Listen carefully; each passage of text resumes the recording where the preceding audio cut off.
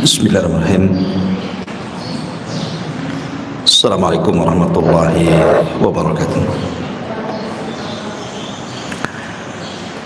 Alhamdulillah wassalatu wassalamu ala Rasulillah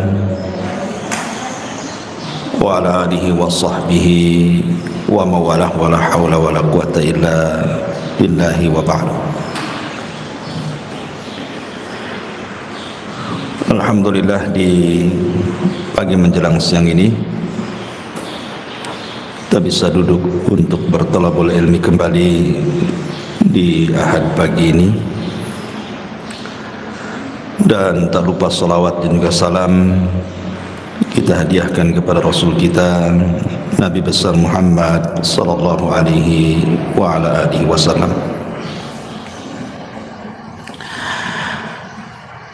Tema di pagi hari ini kita akan membahas soal as-sa'adatu al-hakikiyatu, kebahagiaan yang hakikat. Ma'asyiral muslimat yang dimuliakan Allah Subhanahu wa taala, di dalam surah An-Nahl ayat 97 Allah Subhanahu wa taala berfirman, "Man 'amila salihan min dzakarin aw untha wa huwa mu'minun falanuhyiyannahu hayatan thayyibah wa lanajziyannahum ajrahum bi ahsani ma kanu ya'malun." Barang siapa yang melakukan amal yang saleh, baik dia laki-laki ataupun perempuan, dan dia seorang yang beriman, maka kami akan berikan kehidupan kepadanya dengan kehidupan yang baik di dunia, dan kami akan balas mereka dengan balasan yang jauh lebih baik lagi terhadap apa yang mereka telah kerjakan. Ayat ini dijadikan dasar oleh para ulama tentang hakikat mencari kebahagiaan bagi seorang manusia. Bahwa Allah Subhanahu wa taala mengatakan, "Man 'amila salihan", barang siapa yang beramal saleh, baik dia laki-laki ataupun perempuan, dan dia beriman, maka kami akan berikan kehidupan yang baik, maksudnya kebahagiaan di dunia dan juga kebahagiaan di akhirat dengan dilipat gandakan balasannya. Ulama mengatakan bahwa kebahagiaan itu ada di tiga perkara. Kebahagiaan itu ada di tiga perkara. Pertama, rahatul bali. Yang kedua, al-qana'atu. Dan yang ketiga, ta'atullahi azza wa jalla. Yang pertama, rahatul bal. Rahatul bal itu artinya menenangkan pikiran. Karena kebahagiaan itu sebenarnya sesuatu yang tidak bisa didefinisikan. Bahagia itu apa? Kalau orang ditanya bahagia itu, kadang-kadang bingung juga mau jawab itu. Bagaimana manusia bisa bahagia? Lahir saja dia nangis, mati pula ditangisi. Mana bahagianya? Lahir nangis, ketika dia mati ditangisi orang. Sehingga kemudian para ulama ketika membahas masalah apa itu as-sa'adah, kebahagiaan itu, definisi mereka itu berbagai macam. Sehingga kemudian banyak yang mendefinisikan itu dengan contoh akhirnya. Salah satunya adalah bahwa bahagia itu kalau rahatul bali, kalau pikiran kita itu senang. Kalau pikiran kita senang itu pasti bahagia. Dari sini kita tahu bahwa rahatul bal itu adalah kenikmatan penduduk surga. Karena penduduk surga itu apabila dimasukkan ke dalam surga, Allah katakan wa naza'na ma fi sudurihim min ghillin ikhwana. Kami cabut pada dada-dada dan hati-hati penduduk surga itu al-ghil, hasad, dengki, dendam, pokoknya penyakit hati. Baru kemudian dimasukkan ke dalam surga. Jadi penduduk surga itu pikirannya tidak aneh-aneh gitu. Dia tidak memikirkan orang, kenapa orang bicara soal dia, atau kenapa dia tidak melakukan seperti orang yang lakukan. Karena biasanya orang kepikiran itu karena dua perkara ini. Jadi kalau ada orang membicarakan keburukan kepada kita, kita katakan kenapa dia ngomong tentang aku seperti ini. Kepikiranlah kan gitu ya. Atau melihat seseorang melakukan sesuatu, kemudian kita berpikir kenapa saya tidak juga melakukan seperti dia. Kepikiran jadinya ya. Jadi penduduk surga itu tidak ada kepikiran seperti itu, karena sudah dihilangkan hasad dalam hatinya, sudah dihilangkan dengki dendam, sehingga memang tenang hatinya. Makanya kebahagiaan itu caranya adalah rahatul bal, tenangkan hati, gitu maksudnya. Rahatul bal itu menenangkan hati. Kalau ada ucapan-ucapan yang gak enak itu tenangkan saja, jangan dipikirin gitu. Karena bukan hanya sekelas ibu ya, sekelas Aisyah Ummul Mukminin radhiyallahu anha. Aisyah Ummul Mukminin radhiyallahu anha, wanita yang paling cerdas, wanita yang paling dicintai Nabi sallallahu alaihi wasallam saja dibicarakan orang. Jadi suatu hari Aisyah Ummul Mukminin ini kebagian Qur'ah itu maksudnya undian dari sekian istri si Nabi yang boleh ikut perang bersama Nabi. Karena kan tidak semua istri Nabi itu ikut perang, sehingga demi keadilan di Qur'ah diundi siapa yang berhak ikut dan siapa yang tidak berhak ikut. Aisyah radhiyallahu anha kebetulan ketika itu yang ikut perang bersama Nabi, menemani Nabi sallallahu alaihi wasallam safar dalam kondisi atau dalam keadaan berjihad. Menang, pulang. Lah ketika pulang itulah Aisyah radhiyallahu anha di malam hari ingin buang hajat. Karena Aisyah itu kan berada di rumah-rumahan unta. Zaman itu kan belum ada mobil ya. Wanita biasanya diletakkan di rumah-rumahan, yang rumah-rumahan itu diletakkan di punuk unta. Jadi Aisyah radhiyallahu anha ketika itu minta izin kepada pasukan untuk buang hajat tengah malam. Berangkatlah Aisyah radhiyallahu anha ke padang pasir menjauh dari pasukan. Entah karena lamanya dia buang hajat, sehingga dikiranya oleh pasukan itu Aisyah sudah pulang dan sudah kembali ke rumah-rumah di atas unta itu. Berangkatlah pasukan ini. Ketika sudah berangkat, Aisyah selesai buang hajat, rupanya ketinggalan, nggak ada orang. Tapi Aisyah ini cerdas, dia tidak mungkin menyusul pasukan, karena kalau menyusul bahaya. Mendingan dia nunggu saja di situ. Boleh jadi nanti kalau orang-orang itu tahu bahwa dia belum ada di rumah-rumahan unta itu, pasti balik lagi. Jadi Aisyahnya menunggu saja. Lah saat menunggu itulah rupanya ada seorang sahabat namanya Safwan ibn Mu'attil ketinggalan pasukan. Ketika Safwan ibn Mu'attil ini melihat Ummul Mukminin Aisyah radhiyallahu anha, kaget dia. Kenapa kok Aisyah ada di situ? Akhirnya kemudian tidak banyak bicara. Aisyah radhiyallahu anha suruh naik di atas tunggangan unta yang dibawa Safwan. Dia pun berjalan membawa pelananya sampai ke pasukan. Maka lewatlah ketika itu di hadapan seorang tokoh munafik namanya Abdullah ibn Ubay ibn Salul ibn Sabah.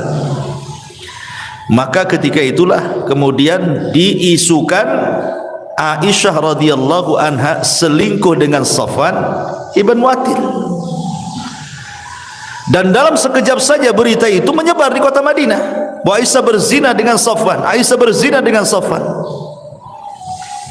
Bayangkan qadarullah ketika itu Aisyah radhiyallahu anha sakit karena memang safar jauh, terlampau lama dalam peperangan sehingga jatuh sakit Aisyah. Ketika sakit, dia tidak tahu berita tentang dia di luar sana, karena dia di dalam rumah terus kan sakit. Tidak tahu kalau di luar itu dia sedang difitnah bahwa dia selingkuh dengan Safwan ibn Mu'attil. Sementara Nabi SAW terus menunggu wahyu. Kok enggak turun-turun wahyu ini? Maksudnya kalau memang Aisyah itu berzina, kasih tahu. Maksudnya turun wahyu gitu ya. Atau kalau dia tidak berzina, ya tolong kasih tahu juga lah kan gitu. Turun wahyu juga gitu. Tapi selama sebulan itu tidak turun-turun wahyu itu. Sesak dada Nabi. Akhirnya kemudian Nabi SAW datang ke tempat Aisyah radhiyallahu anha. Bayangkan 1 bulan Rasul tidak mau menemui Aisyah. Tapi memang harus ditanyakan karena masalahnya tidak ada wahyu. Ketika kemudian sampai di rumah Aisyah, di situ ada Abu Bakar dan juga ada istrinya dan juga ada Aisyah radhiyallahu anha. Rasul belak-belakan mengatakan, wahai Aisyah, kalau engkau jujur, maksudnya kalau memang engkau melakukannya, tinggal bertobat gitu ya. Nanti Allah Subhanahu wa taala akan mengampuni dosamu. Tapi kalau engkau tidak melakukannya, pasti nanti turun wahyu dari 7 lapis langit sana bahwa engkau tidak akan melakukannya dan engkau tidak pernah melakukannya, dan dustalah perkataan orang-orang itu.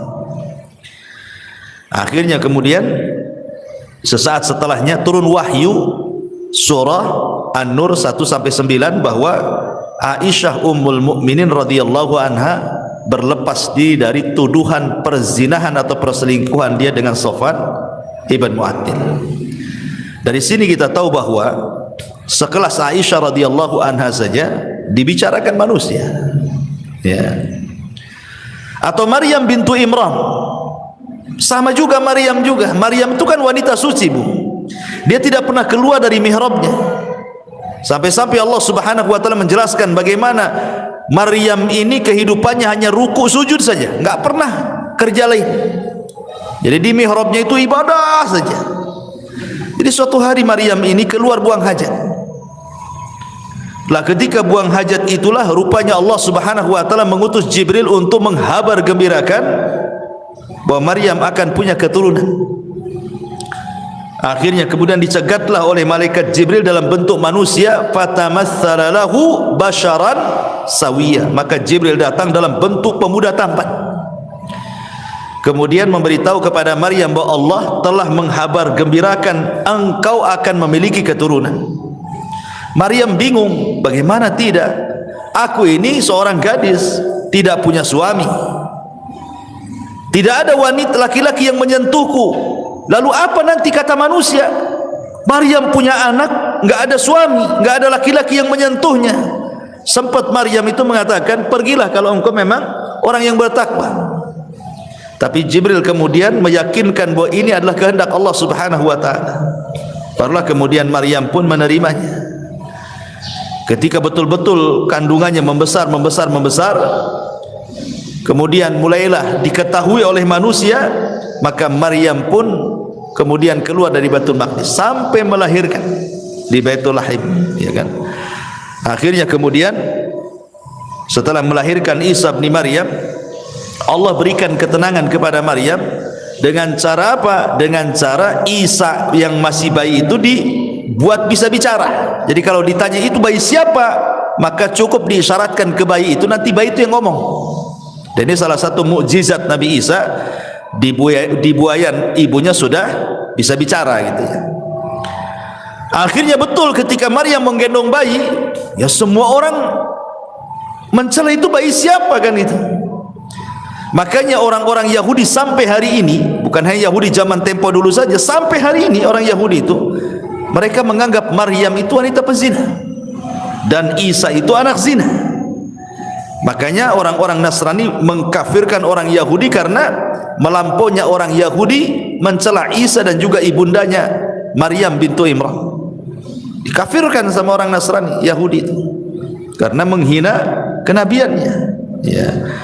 Dari sini menunjukkan bahwa kalau sekelas Aisyah radhiyallahu anha, sekelas Maryam saja tidak lepas daripada pembicaraan manusia, apalagi ibu-ibu. Makanya pentingnya rahatul bal di sini, menenangkan hati, karena sehebat apapun manusia itu pasti dibicarakan orang.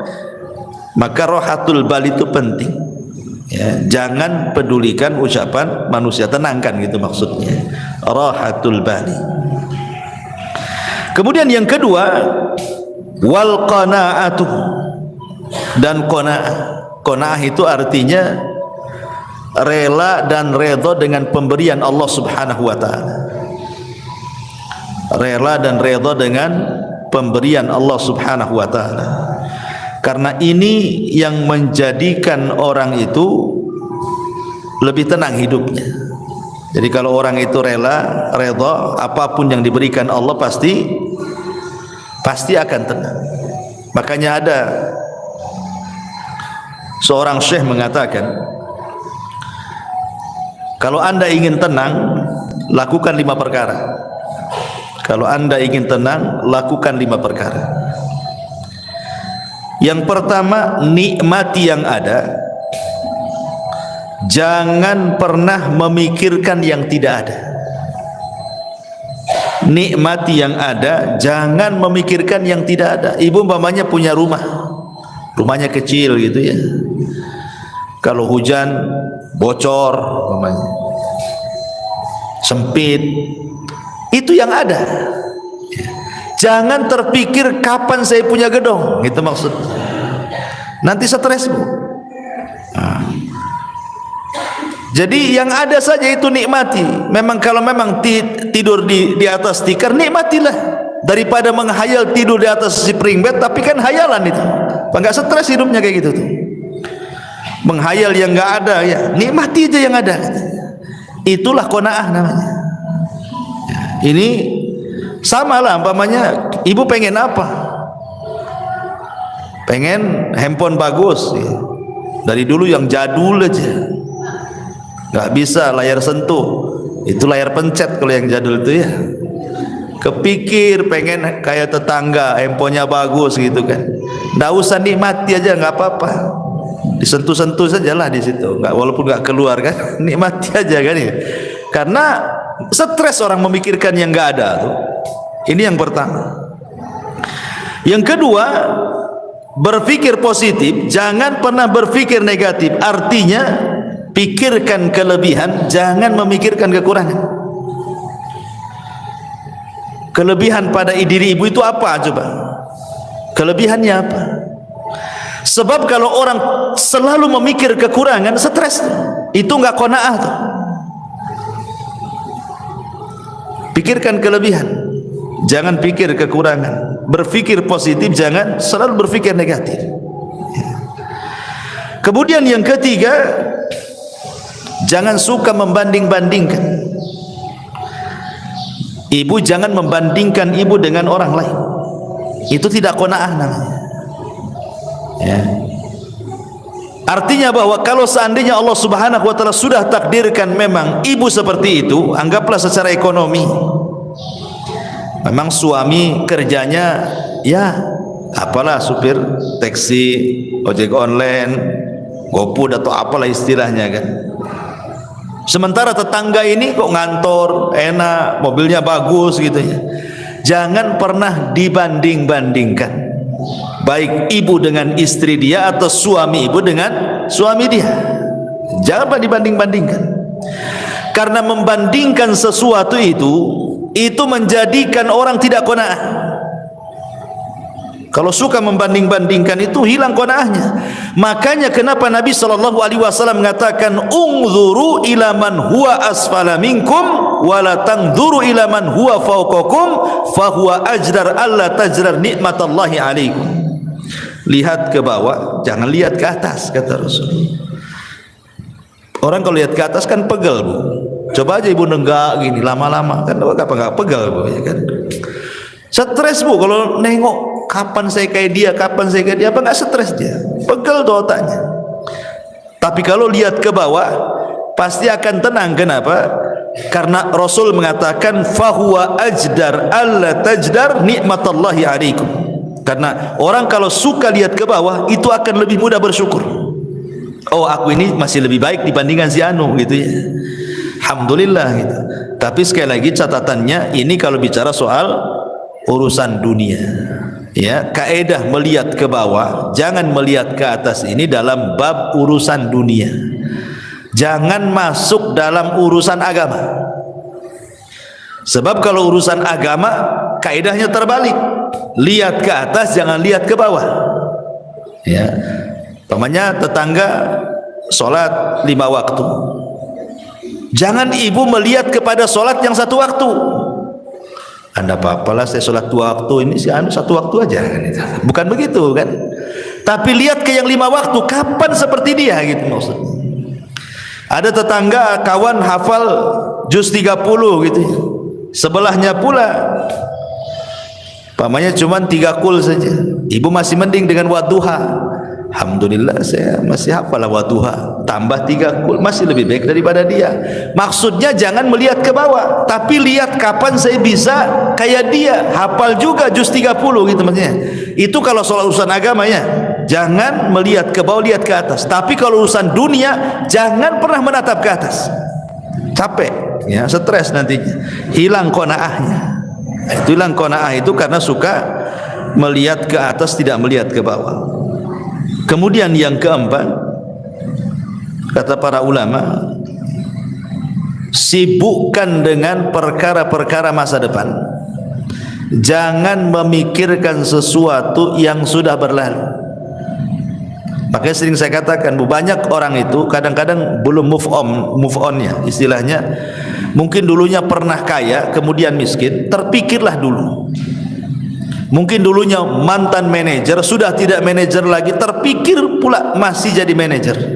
Mungkin dulunya dia polisi kemudian purnawirawan, masih terpikir dia seolah-olah dia polisi padahal sudah pensiun. Orang kalau memikirkan terus masa lalu, tidak pernah menatap masa depan, Bu, nggak akan pernah orang ini bahagia. Karena dia belum bisa menerima keadaan, itu masalahnya kan. Makanya saya kadang-kadang heran, mungkin dulunya mantan militer gitu ya, TNI, Polri atau apa, udah nggak pensiun lagi, sudah nggak berjabat lagi, dia pensiun. Kadang-kadang turun di masyarakat itu seolah-olah dia masih TNI itu. Nunjuk-nunjuk orang soal dia polisi padahal udah gak polisi lagi kan. Berarti kan belum bisa menghilangkan kenyataan kalau dia itu sudah bukan polisi lagi, bukan manajer lagi, bukan menteri lagi, bukan itu yang kadang-kadang tidak bisa dilupakan. Makanya kenapa Nabi SAW sampai mengajarkan doa kepada Abu Umamah itu apa? Allahumma inni a'udzubika minal hammi wal hazan. Ya Allah, aku berlindung kepadamu dari alham, kebingungan dan kesedihan. Bingung masa depan, sedih masa lalu, gitu maksudnya. Sedih ini karena memikirkan masa lalu, bingung itu karena memikirkan masa depan.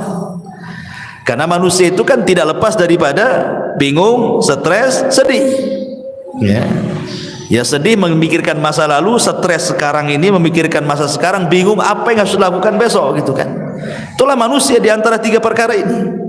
Makanya supaya kita qanaah, jangan memikirkan sesuatu yang sudah berlalu, tatap masa depan supaya lebih qanaah. Ya, sudahlah, sudah takdirnya. Yang penting saya pernah kaya dulu, kan itu ya. Yang penting saya sudah pernah jadi pejabat, sudah merasakan, saya sudah tahu semua. Kan enak tuh kalau ngomong gitu ya. Kemudian yang terakhir, kata para ulama di sini, sibukkan memikirkan diri sendiri, jangan pernah sibuk memikirkan orang lain. Ini penting ya. Sibukkan saja, nggak usah ibu mikir ini menteri keuangan nih, nggak usah. Apa yang ibu mikir menteri keuangan pula ya, ibu mikir keuangan sendiri saja lah. Kok mikir pula menteri keuangan, menteri ini, pusing ya. Makanya itu kalau banyak nonton YouTube berita ini kan, akhirnya pusing tuh. Sudahlah, mikir diri sendiri saja, nggak usah mikir-mikir menteri ini, menteri itu, itu korupsi, stres, Bu. Ya, mikir sendiri. diri sendiri itu bagaimana supaya lebih berkembang lagi, lebih manfaat lagi. Gak usah mikir-mikir orang. Karena ini kalau orang terus mikir terus orang, ganggu urusan orang, sementara dia lupa bahwa dirinya juga banyak kekurangan gitu ya, itu tidak qanaah orang itu. Makanya ini penting ya. Ini yang kedua, kalau ingin bahagia terapkan yang kedua, al-qanaah. Ya, pertama rohatul bal, tenangkan hati. Yang kedua qanaah, redha dengan pemberian Allah Subhanahu wa taala. Kemudian yang ketiga juga taatullahi azza wa jalla, berusaha untuk mentaati Allah Subhanahu wa taala. Orang yang paling bahagia itu, Bu, adalah orang yang paling dekat dengan Allah.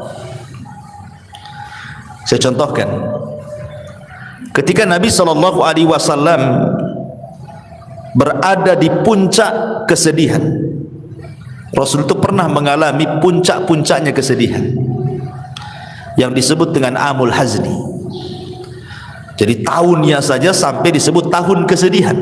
Saking sedihnya sekali Nabi itu sampai tahunnya disebut Amul Hazni. Bayangkan, di tahun yang sama Abu Thalib meninggal dunia. Kemudian setelah Abu Thalib meninggal dunia, disusul istri tercintanya Khadijah bintu Khuwailid. Kemudian belum selesai Khadijah meninggal, datang pula 8 kabilah Quraisy mengancam Nabi, kalau sampai melakukan dakwah, melanjutkan dakwanya akan dibunuh. Akhirnya Nabi SAW ke Taif. Sampai di Taif dilempari batu lagi. Itu memang momen-momen tersedih bagi Nabi SAW. Tapi Nabi SAW berusaha untuk berdoa kepada Allah dan mengatakan, illam takun alayya sakhatun fala ubali. Kalau ini bukan dalam bentuk azabmu kepadaku ya Rabb, aku tidak peduli. Maka Allah Subhanahu wa taala ingin membuat Nabi SAW melupakan segalanya. Bagaimana kesedihan kepada pamannya Abu Thalib, istri tercintanya Khadijah, ancaman orang-orang Quraisy, sempitnya dakwah, Allah ingin hilangkan dan jadikan kebahagiaan. Apa yang dilakukan Allah? Allah buat Nabi SAW naik ke langit. Kemana? Ke Sidratil Muntaha. Untuk apa? Untuk melupakan segalanya. Artinya Nabi ingin didekatkan kepada Allah. Ya kan, semakin tinggi kan semakin dekat, karena Allah kan berada di atas ketinggian. Ketika Nabi SAW dalam kondisi sulit, sesulit apapun, Allah berikan secercah kebahagiaan dengan cara didekatkan dia kepadanya. Maka terjadilah peristiwa dalam sejarah yang disebut dengan Isra dan juga Mi'raj. Untuk apa? Membahagiakan Nabi supaya tidak sedih lagi, didekatkan kepada Allah sampai di Sidratil Muntaha. Kemudian disyariatkan satu ibadah yang dengan ibadah itu membawa kebahagiaan. Salat. Salat itulah ibadah yang membawa kebahagiaan. Kenapa? Karena disyariatkan di langit. Salat itu di dekat Allah Subhanahu wa taala. Makanya dalam salat itu ada satu gerakan yang menunjukkan penghambaan diri seorang hamba kepada Allah. Apa itu? Sujud. Wajah ini, kalau ibu anggota badan ibu dari atas kepala sampai kaki, yang paling mulia itu wajah. Yang paling mulia. Makanya kalau ditampar wajah orang itu, maka akan berbekas sakit hatinya. Beda kalau dipukul paha, dipukul apa kan, nggak berbekas. Tapi kalau udah wajah diludahi, ditampar, itu kan sakit hati luar biasa. Kenapa? Karena memang dari semua anggota badan yang paling mulia itu adalah wajah. Ya. Sementara tanah itu ada sesuatu yang sangat hina kan gitu, karena diinjak manusia. Tanah yang, bumi yang kita injak itu kan rendah karena diinjak kaki. Ketika ibu kemudian meletakkan sesuatu yang sangat mulia, diletakkan di sesuatu yang sangat rendah, itu menunjukkan apa? Penghambaan namanya. Ya kan? Wajah ini mulia, tanah ini hina karena diinjak kan. Jadi ibu meletakkan sesuatu yang mulia kepada sesuatu yang hina hanya untuk menghambakan diri kepada Allah. Makanya disitulah Allah Subhanahu wa taala akan hubungkan tali dia dengan hambanya saat sujud itulah. Makanya solat disebut solat karena silatun bainal abdi wa rabbih. Dia adalah penyambung tali antara hamba dengan Allah. Makanya kalau orang solat, maknanya dia sedang mendekatkan diri kepada dalam sujudnya. Ketika itulah kebahagiaan Allah turunkan. Dalam kondisi apapun Rasul itu kalau ada masalah yang tidak bisa keluar dari sebuah masalah, pasti Rasul akan solat. Rasul itu kalau ada masalah pasti sholat. Sebagaimana Aisyah radhiyallahu anha mengatakan, "Kana an-nabiy sallallahu alaihi wasallam idza hajabahu al-amr fazi'a ila shalah." Rasul itu kalau datang perkara yang sangat menyulitkan bagi kehidupannya, bersegera dia sholat. Karena dia tahu bahwa sholatlah yang akan mengurai permasalahan. Sebagaimana yang pernah saya ceritakan kepada ibu-ibu kan, ada seseorang ibu itu yang minta fatwa kepada seorang syekh. Ya syekh, saya punya anak ini hidupnya nggak pernah bahagia dari kecil sampai dia dewasa. Ya. Setelah dia dewasa masuk ke pekerjaan, asik masalah saja pekerjaannya, keluar masuk pekerjaan. Kemudian soal perjodohan pun sama, sampai sekarang pun dia tidak dapat jodohnya. Kemudian masalah kesehatan pun sama. Sekarang anak saya ini stroke. Ya. Sudah masalah ekonomi masalah, masalah jodoh masalah, masalah kesehatan pula masalah. Jadi kata ibunya itu seolah-olah anak saya itu dari kecil sampai sekarang nih tidak pernah tersentuh dengan kebahagiaan. Apakah anak saya tersihir wahai syekh? Itu pertanyaan ibu ini. Jangan-jangan anak saya tersihir wahai syekh? Bisa enggak kau meruqyah anak saya katanya. Tapi syekh ini mengatakan, pertanyaan satu saja, apakah anakmu sholat? Itu pertanyaan saya. Saya tidak mengatakan nanti saya ruqyah coba mungkin ada jinnya gitu. Tidak, yang ditanyakan pertama kali, apakah putramu sholat? Maka ibunya mengatakan, tidak ya syekh, putraku tidak pernah sholat. Apakah dia seorang muslim? Ya, dia seorang muslim. Artinya kenapa dia nanya seorang muslim? Kalau orang kafir kan tidak perlu ditanya solat kan itu ya. Apakah dia seorang muslim? Ya, dia seorang muslim. Kenapa dia tidak solat? Wallahu a'lam. Maka syekh mengatakan, jangan-jangan kesulitan hidup dia sejak kecil sampai dia terbaring stroke itu bukan karena apa-apa, karena dia tidak solat. Itu jawaban. Jadi apa yang harus aku ruqyah katanya. Kemudian syekh membentangkan sedikit soal solat. Dia jelaskan sama ibu ini, begini ya bu ya, solat itu adalah penghubung kita dengan Allah. Jadi kalau kita solat itu kita sedang menghubungkan tali kita dengan Allah Azza wa Jalla. Sekiranya tali yang kita hubungkan dengan Allah itu putus, maka putuslah hubungan kita dengan Allah. Ketika Allah tidak berhubungan lagi dengan kita, mungkinkah Allah membantu kita? Tidak mungkin ya. Maka solatlah, kata syekh ini, solatlah. Sebab kalau seandainya anda solat, berarti anda sedang menghubungkan tali anda dengan Allah. Ketika terhubung tali itu dengan Allah, maka yakin Allah subhanahu wa ta'ala akan menolong anda. Kemudian syekh mengatakan, coba bayangkan kalau putramu ini bangun di pagi hari dan dia tidak solat subuh, berarti dia memulai dengan aktivitas hari itu dengan laknat Allah Azza wa Jalla karena melakukan dosa besar ya. Kemudian datang siang hari lagi, dia tidak solat duhur, berarti dia sudah dilaknat di siang hari. Kemudian datang sore hari lagi, dia tidak solat asar, berarti Allah sedang melaknat dia di sore hari. Kemudian datang di malam hari maghrib, dia meninggalkan maghrib, berarti dia sedang dilaknat di waktu maghrib. Kemudian solat isya, dia tinggalkan pula solat isya, berarti dia sedang dilaknat di waktu isya.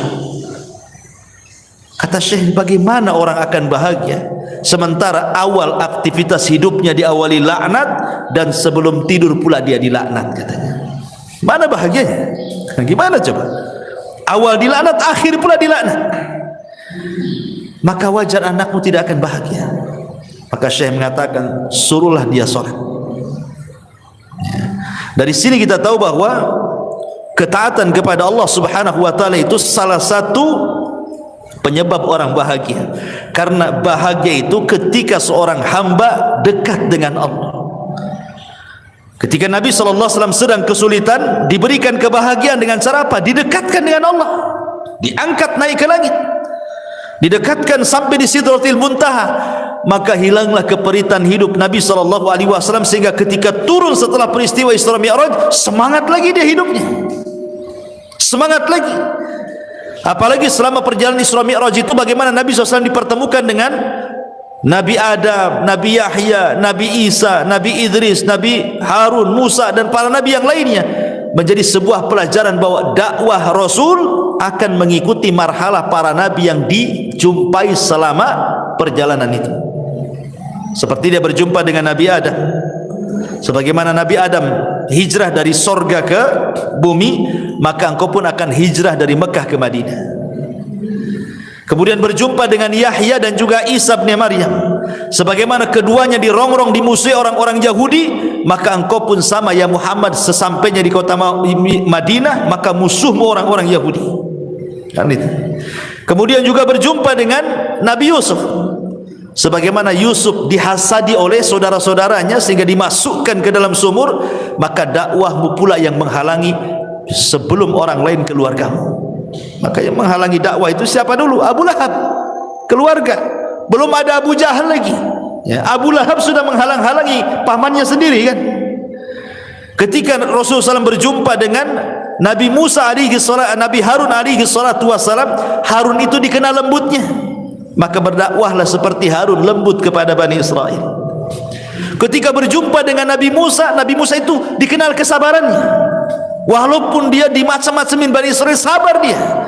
Maka seolah-olah Allah ingin katakan, sabarlah engkau seperti Nabi Musa dalam rangka mengobati umat Islam.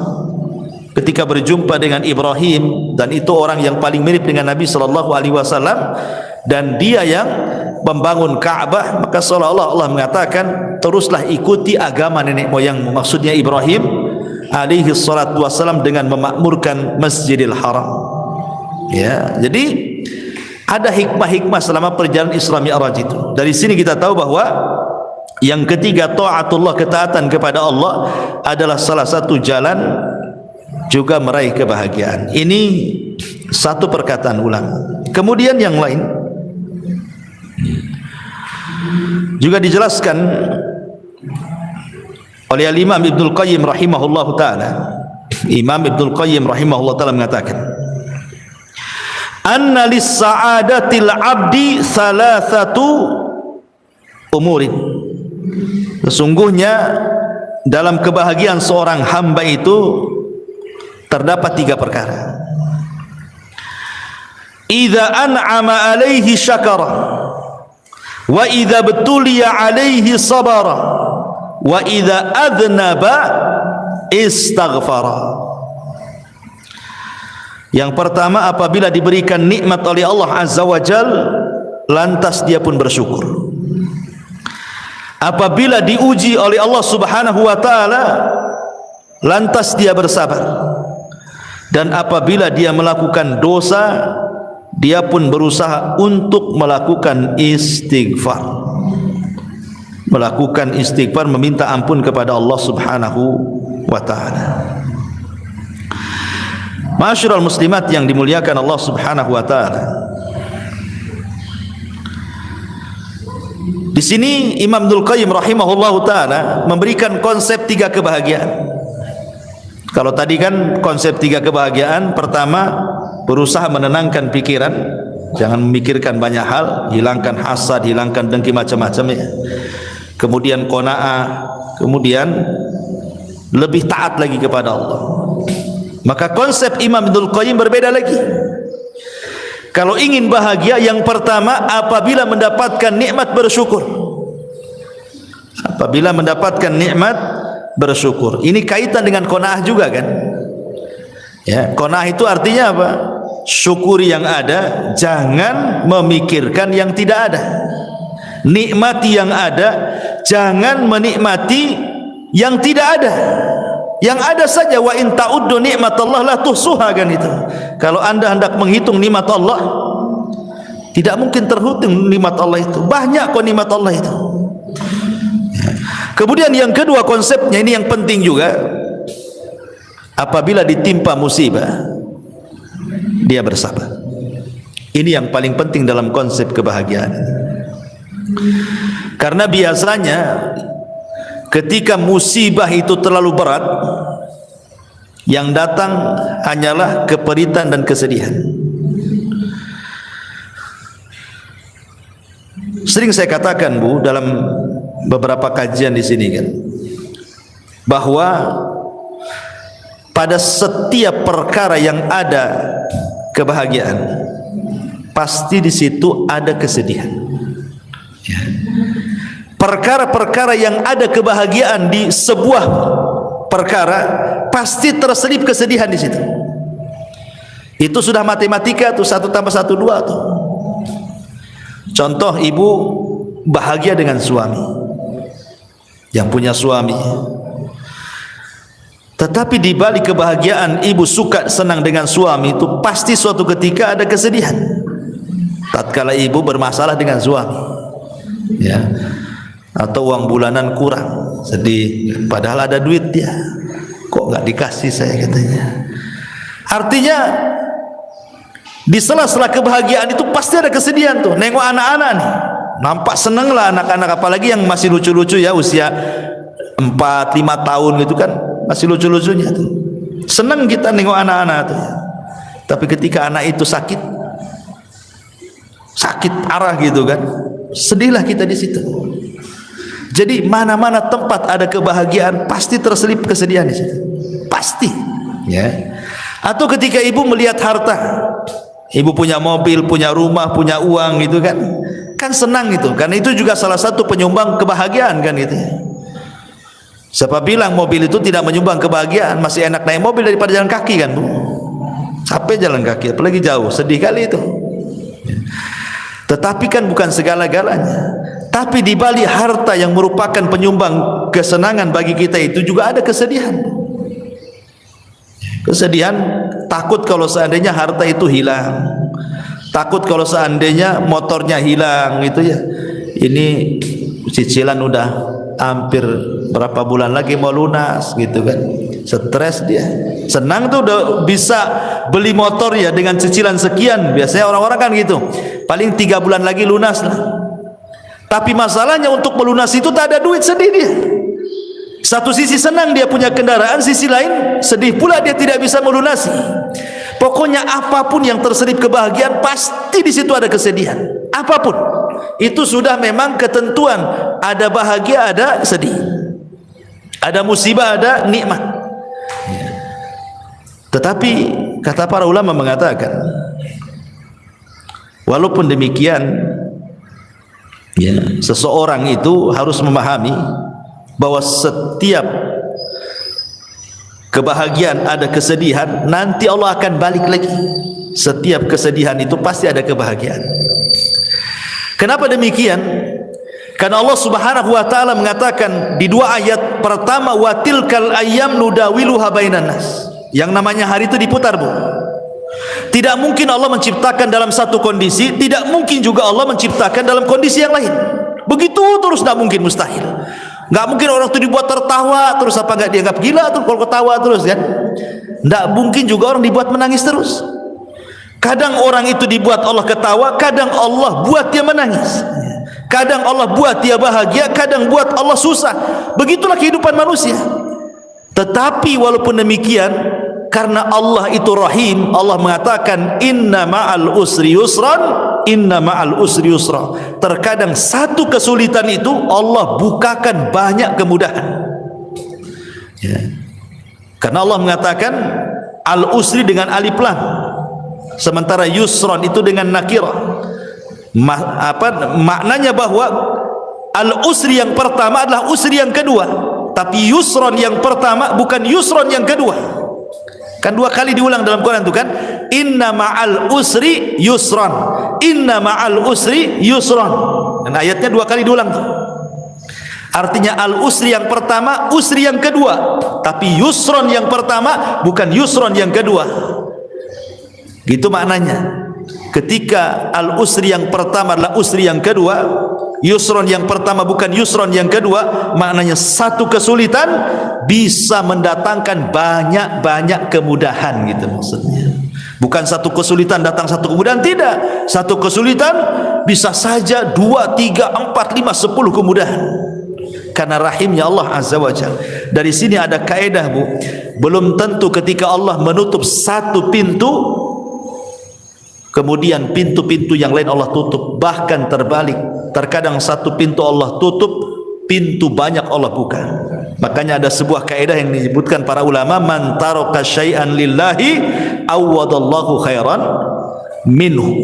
Barang siapa yang meninggalkan sesuatu karena Allah, boleh jadi Allah akan berikan sesuatu yang jauh lebih baik dibandingkan yang ia tinggalkan.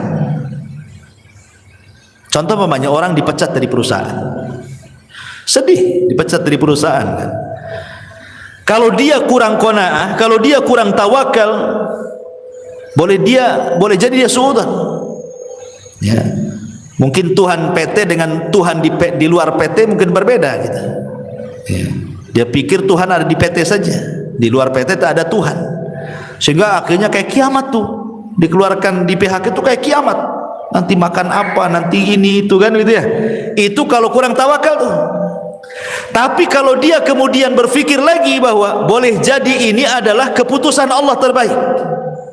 Mungkin Allah sengaja buat aku keluar dari PT untuk ada pekerjaan yang jauh lebih baik lagi dibandingkan pekerjaan ini. Gitu maksudnya. Sengaja kita dibuat dikeluarkan supaya mengambil sesuatu yang lebih baik lagi. Sebab kalau kita tidak keluar dari sini, belum tentu kita dapat jalan lagi.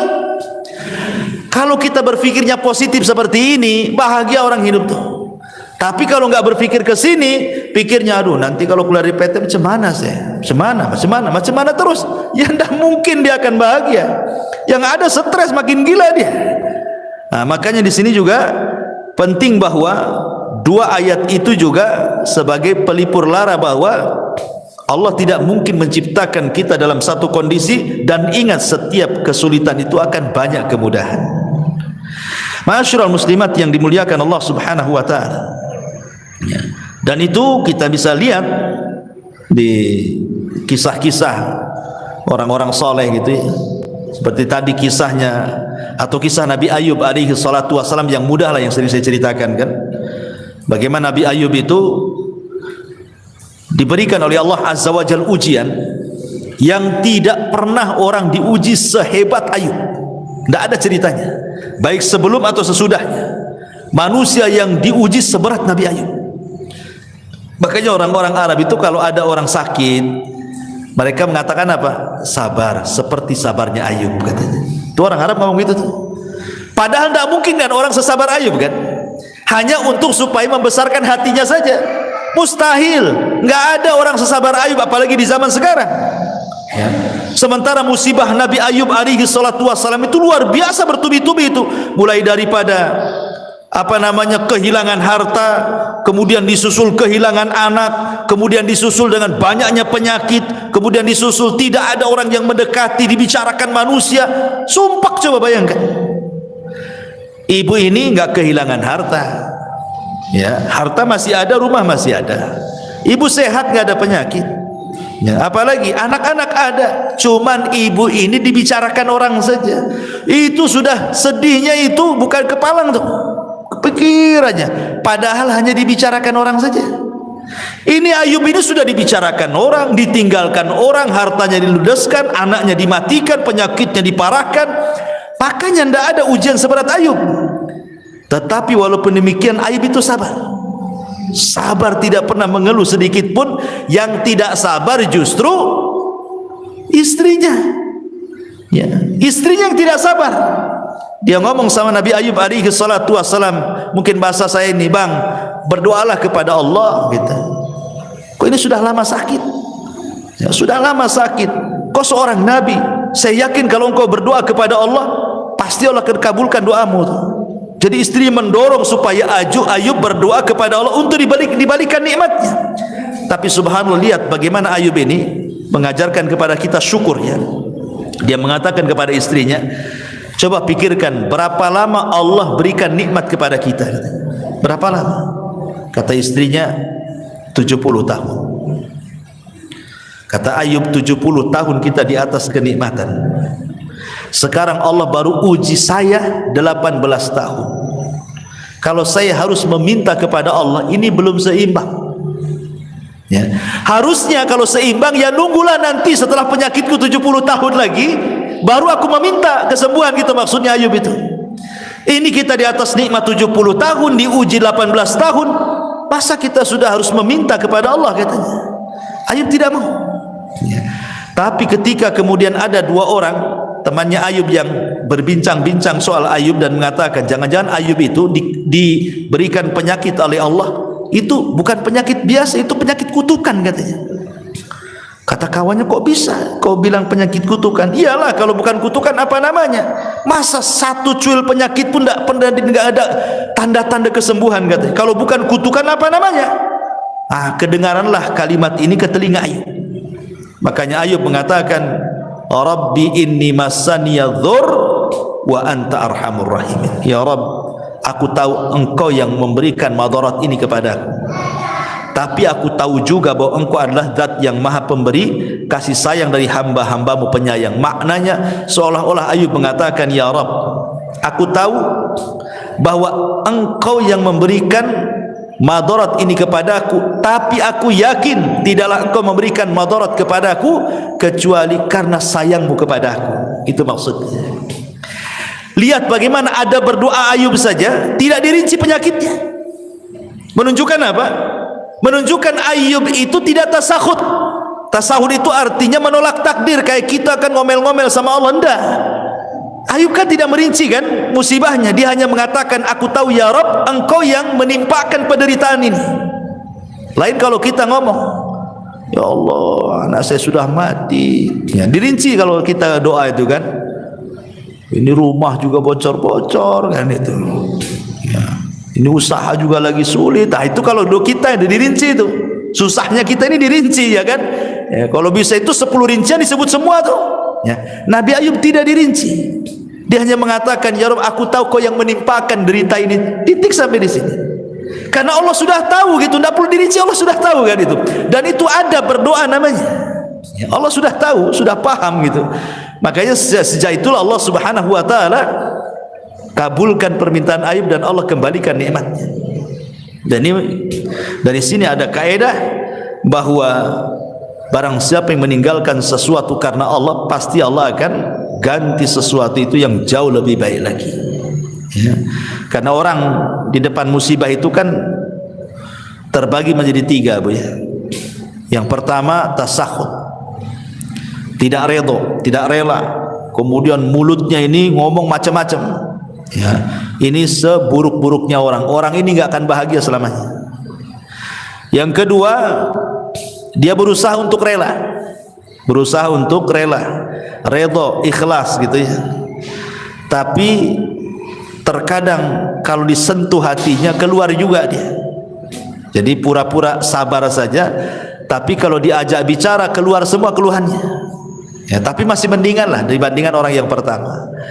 Kemudian yang ketiga, orang yang betul-betul ikhlas, betul-betul redha, lisannya pun dia tidak pernah mengeluh. Ya, bahkan dia sanggup mengucapkan alhamdulillah.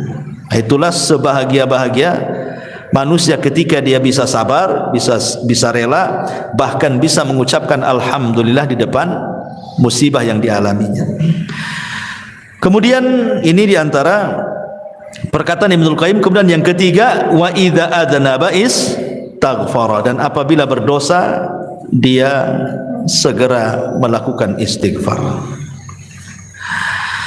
Ma'asyiral muslimat yang dimuliakan Allah Subhanahu wa taala, inilah diantara konsep Imam Ibnul Qayyim ketika bicara soal kebahagiaan. Kemudian yang ketiga, konsepnya Sufyan Ats-Tsauri.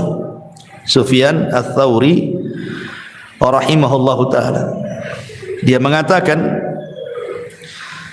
bahwa ma baqili min na'imid dunya illa thalathin. Kata Sufyan Ats-Tsauri, aku tidak pernah merasakan nikmatnya dunia, maksudnya kebahagiaan dunia ini, kecuali karena 3 perkara.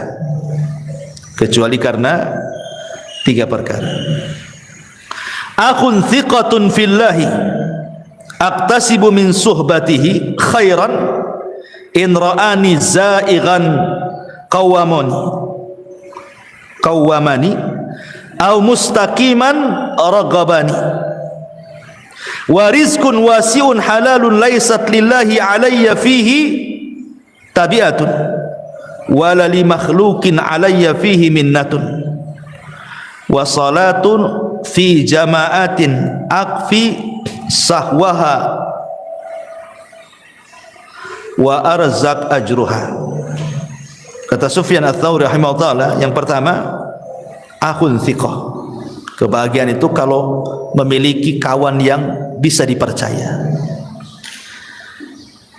di mana aku mengambil manfaat dari perkawanan itu. Kalau kawanku melihat aku menyimpang, dia berusaha meluruskanku. Kalau kawanku melihat aku istiqomah, berusaha memberikan dorongan, ya, kabar gembira sehingga makin istiqomah. Kemudian yang kedua, warizkun wasi'un, rizki yang luas, yang halal. Rizki yang luas, yang halal, di mana dengan itulah aku tidak menjadikan aku menjadi peminta-minta kepada manusia. Aku kaya gitu, enggak harus meminta-minta kepada manusia. Dan yang ketiga, solat jamaah. Yang ketiga, solat berjamaah. Dengan itulah aku bisa merasakan kebahagiaan. Jadi Sufyan Ats-Tsauri mengatakan bahagia itu ada di tiga perkara: teman yang baik, yang kedua rizki yang luas dan halal sehingga dia tidak meminta-minta, dan yang ketiga pada solat. Ya, sebagaimana Rasul mengatakan kepada Bilal, ya Bilal, hayya nastari bis salat. Wahai Bilal, mari beristirahat, bersenang-senang dengan solat. Jadi beliau mengatakan seperti itu karena Sufyan Ats-Tsauri ini orang yang paling zuhud, orangnya kaya tapi zuhud. Jadi suatu ketika Sufyan Ats-Tsauri ini ditanya oleh muridnya, ya Imam, engkau ini selalu memberikan fatwa zuhud, tapi kok kaya? Katanya. Jadi pikiran orang yang bertanya itu, kalau bisa orang zuhud itu ya miskin gitu maksudnya ya. Jadi orang zuhud itu menurut dia harus miskin, compang-camping, makannya nasi kerak gitu ya. Ya pokoknya susah lah orang zuhud. Dikiranya seperti itu makna zuhud. Jadi orang ini mengatakan, ya Sufyan, engkau ini selalu menasihati zuhud, tapi kau juga kaya gitu ya. Lihat jawaban Sufyan Ats-Tsauri. Dia mengatakan zuhud itu bukan itu. Zuhud itu kau letakkan hartamu di tanganmu. Maksudnya jangan kau letakkan hartamu di hatimu. Sebagaimana diriku, aku meletakkan hartaku di tanganku dan aku tidak meletakkan hartaku di hatiku. Dan kenapa aku harus kaya? Likaila atamandalu alal muluk, supaya aku tidak menjilat penguasa, supaya aku bisa mengatakan yang hak-hak, yang batil-batil katanya. Karena aku tidak ada, pemerintah tidak ada budi baik dengan aku. Aku sudah kaya, ya kan? Sehingga aku tidak menjilat mereka, sehingga aku bisa menegur mereka, kata Sufyan Ats-Tsauri. Dari sini menunjukkan bahwa itulah bentuk kebahagiaan, salah satunya adalah rizki yang luas dan halal. Sebab kalau rizkinya sempit gitu kan, akhirnya apa? Terpaksalah pinjam-pinjam uang, kan gak bahagia jadinya kan? Meminjam-minjam uang, akhirnya tidak bayar utang, malam pula stres, siang pula menghilang, kan gitu. Orang yang punya utang itu cari-cari orang nggak kemana, nggak jelas gitu ya. Jadi salah satu kebahagiaan adalah rizki yang luas tapi juga halal. Karena rizki haram itu tidak akan bahagia, pasti ada masalah. Ya. Termasuk juga di sini kata beliau, punya kawan yang baik. Kalau salah ya diluruskan, kalau memang benar ya didorong supaya makin benar, kan bahagia punya kawan seperti itu. Ibu punya suami umpamanya kan, suaminya mendorong ibu, kalau salah diluruskan, kalau benar ya terus didorong-dorong, kan senang gitu ya. Nah, kata Sufyan Ats-Tsauri, carilah kesenangan di tiga tempat ini: akhun thiqah, saudara yang bisa kita percaya, kemudian rizki yang luas, kemudian dalam solat jamaah, dan yang terakhir tentu saya ingin bacakan satu hadis. Hadis ini disahihkan oleh Syekh Nasiruddin Al-Albani rahimahullahu taala dari Zaid ibn Thabit radhiyallahu anhu. Rasul mengatakan, man kanatid dunya hammahu farraqallahu alaihi amrahu wa ja'ala faqrahu baina ainaihi wa lam ya'tihi minad dunya illa ma kutiba lahu wa man kanat al-akhiratu niyyatahu jama'allahu lahu amrahu wa ja'ala ghinahu fi qalbihi wa atathu ad-dunya wa hiya raghibah. Barang siapa yang dunia menjadi tujuan hidupnya, maka Allah subhanahu wa ta'ala akan cerai beraikan perkaranya, dan Allah akan jadikan kefakiran di kedua matanya, dan tidaklah dunia yang datang kepadanya kecuali apa yang sudah dicatat takdir saja. Tetapi barang siapa yang akhirat adalah niat hidupnya, maka Allah subhanahu wa ta'ala akan kumpulkan perkaranya, dan Allah akan jadikan kekayaan dalam hatinya, dan Allah akan datangkan dunia kepadanya sementara dia menolaknya. Ma'asyiral muslimat yang dimuliakan Allah azza wa jalla, hadis ini adalah hadis yang sangat mulia sekali, satu dasar mencapai kebahagiaan dunia dan akhirat.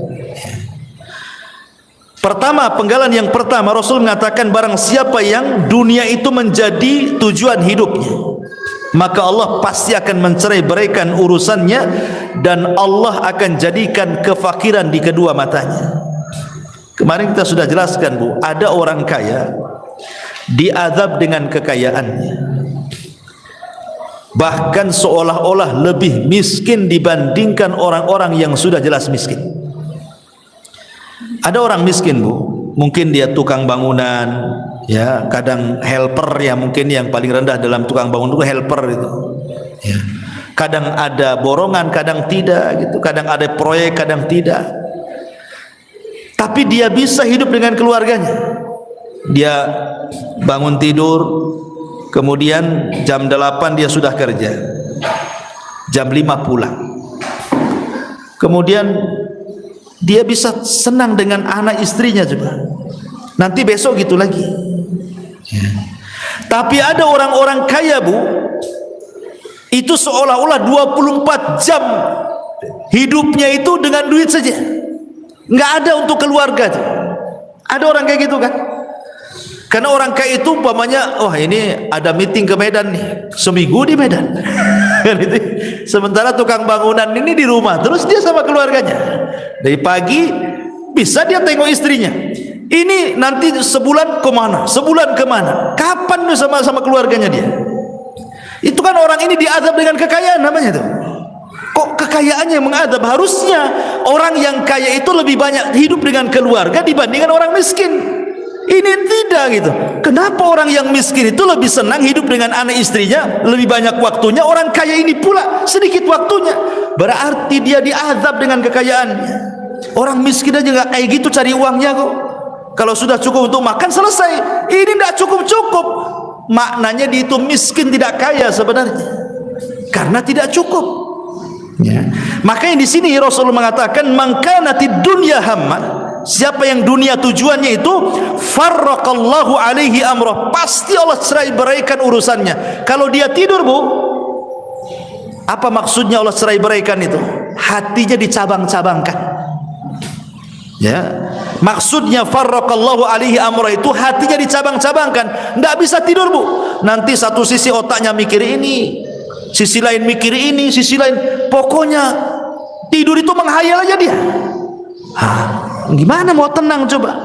Tidur aja tidak bisa, karena mikir ini, mikir ini, mikir itu, banyak mikir. Akhirnya ketika dia banyak mikir itulah wa ja'ala faqrahu baina ainaihi, maka hidupnya tidak akan tenang sehingga Allah jadikan kefakiran di kedua matanya. Mana dapat kesenangan orang kayak gini kan? Hidupnya nih mikir banyak gitu ya. Tetapi sebaliknya, walam ya'tihi minad dunya illa ma kutiba lahu, padahal dunia sendiri kalau dicari tidak lebih daripada yang ditakdirkan saja. Maka berjalanlah bersama takdir, itu selesai. Jalan bersama takdir. Ya. Karena sehebat apapun Anda mencari dunia, kalau ditakdirkan dapat segitu ya segitu, tidak mungkin nambah. Ngapain kemudian ngoyo dari pagi ke pagi lagi kan? Padahal dunia itu sebatas ditakdirkan saja. Wa man kanatil akhiratu niyatahu, barang siapa yang akhirat niatnya, jama'allahu amrahu wa ja'ala ghinahu fi qalbihi wa atathu dunya wa hiya raghimah. Tapi kalau niat hidupnya hanya untuk akhirat, maka Allah akan kumpulkan urusannya. Maksudnya hatinya tidak akan bercerai-berai, itu tidak banyak dipikirkan, ya. Dan Allah jadikan hatinya, kekayaan dalam hatinya, dan dunia akan didatangkan sementara dia menolaknya. Ini diantara kebahagiaan yang dimaksud adalah kebahagiaan hati, ya. Karena di sini Allah Rasul mengatakan wa ja'ala ghinahu fi qalbihi. Jadi kalau ditanya bahagia itu ada di mana? Ya bahagia itu ya ada di hati, ya. Kalau hatinya lapang, rumah yang sempit jadi lapang, gitu maksudnya. Kalau hatinya sempit, rumah yang lapang jadi sempit. Coba lihat Bu, ibu kan punya suami, yang punya suami kan, kalau ada masalah dengan ibu kan dia nggak kerasan di rumah Bu, pasti lari sana lari sini, nanti datang muring-muring pergi lagi kan gitu. Padahal rumahnya luas Bu, dia masih mendingan ngekos daripada di rumah sama ibu kan, karena lagi sempit hatinya tuh, ya. Coba kalau lagi senang Bu, nggak mau keluar rumah dia, ya. Tapi kalau lagi sumpek, nggak mau balik dia, ya. Itulah menunjukkan bahwa kebahagiaan itu ada di hati. Hati makin lapang berarti semua lapang. Ibu yang kurang cantik saja kalau suami lapang itu dianggap cantik tuh. Ibu yang cantik jelita kalau suami lagi stres kayak setan Bu, nengok ibu tuh. Karena gimana, orang nggak senang, nggak senang. Buat apa cantik pun kayak setan katanya kan. Pokoknya orang nggak senang itu semua jadi jelek kan, tapi orang senang semua jadi indah. Karena memang itulah yang dimaksud di sini, wa ja'ala ghinahu fi qalbi. Allah jadikan kekayaan dalam hatinya. Wallahu a'lam bishawab. Ini yang bisa sampaikan. Baik, sebelum saya tutup, kalau ada yang bertanya silakan.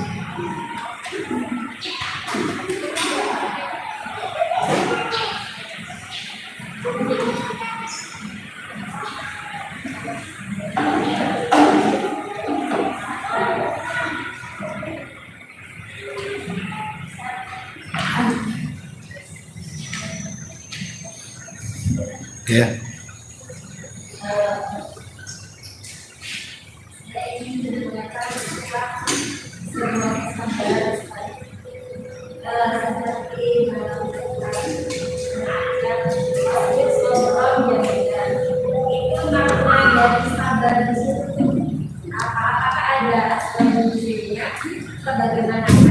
Apa sok pasbir sabron jamilah. Oke. Okay.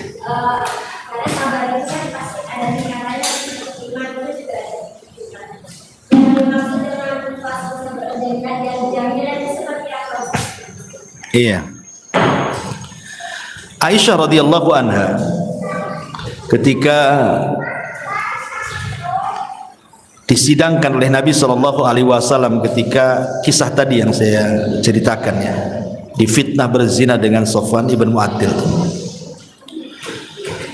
Jadi Aisyah radhiyallahu anha itu sedang berada di kasurnya terbaring. Dan ingat Aisyah ketika itu masih kecil. Ya, masih kecil. Maksudnya untuk menghadapi perkara besar itu belum sanggup. Kan dia masih kecil. Ya, Rasul kan sudah tua ya kan. Kemudian di sampingnya ada Abu Bakar dan Ummu Ruman ibunya. Kemudian Nabi SAW bertanya, wahai Aisyah, wa in kunti lamamti bidzambin fastaghfirillah. Aisyah, kalau memang kau melakukannya, maksudnya berzina dengan Safwan ibn Mu'attil, akui saja. Karena kalau tobat pasti Allah terima tobatnya. Tetapi kalau tidak melakukannya, yakin Allah pasti akan membebaskan kamu dari 7 lapis langit sana. Aisyah radhiyallahu anha ini heran, kenapa Nabi SAW memberikan 2 soalan yang salah satunya seolah-olah terpengaruh dengan orang munafik. Kan ini soalan yang sulit dijawab. Ngaku atau tidak? Kan begitu pertanyaannya. Ya. Ngaku atau tidak? Kalau ngaku bertobat, kalau tidak sabar.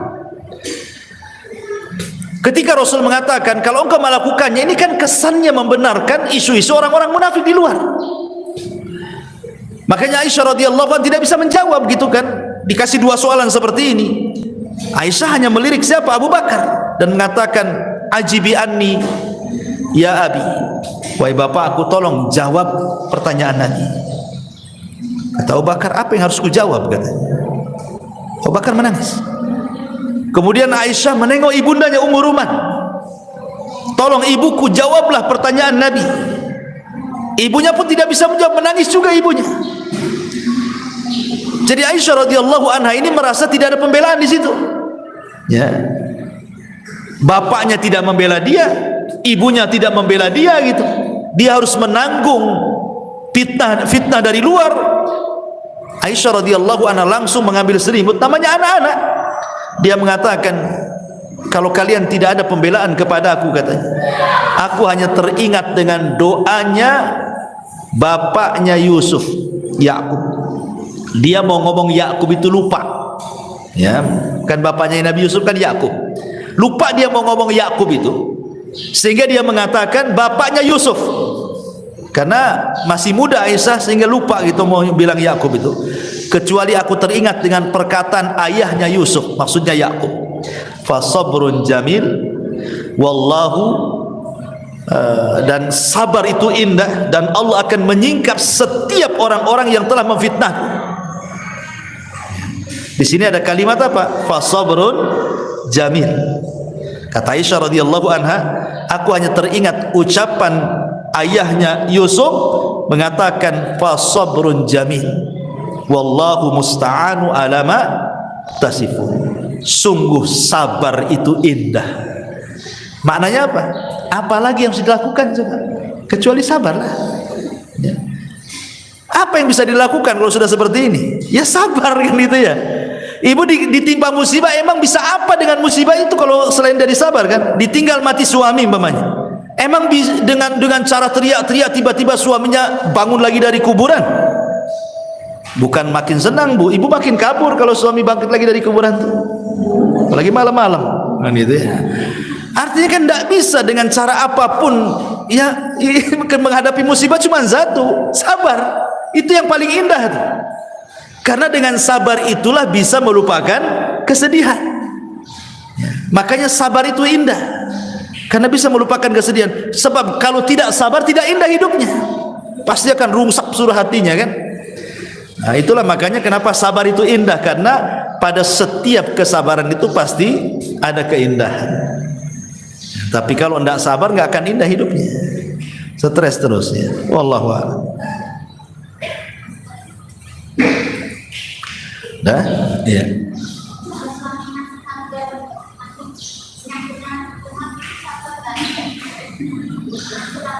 Suaminya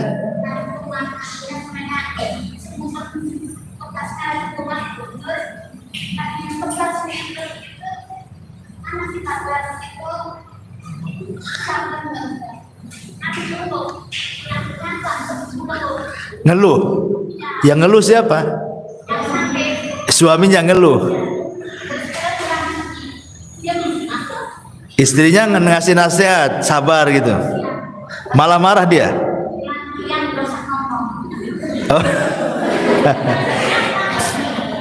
Suaminya emosi. Iya, maksudnya kan suaminya sakit, kemudian ngeluh, istrinya nasihati, sabar bang. Abangnya marah, diam, nggak usah ngomong kan gitu kan? Oh, ibu yang ya janganlah, udah sakit ketipa tangga itu. Udah sakit makin sakit hati dia. Ya ibu kasih semangat ya, kasih semangat ya, nanti sembuh ya, tapi jangan omongan saja ya, diurut ya, apa dipegang, cari apa gitu kan, obat buatkan. Kalau ngomong saja makin cepat mati itu biasanya.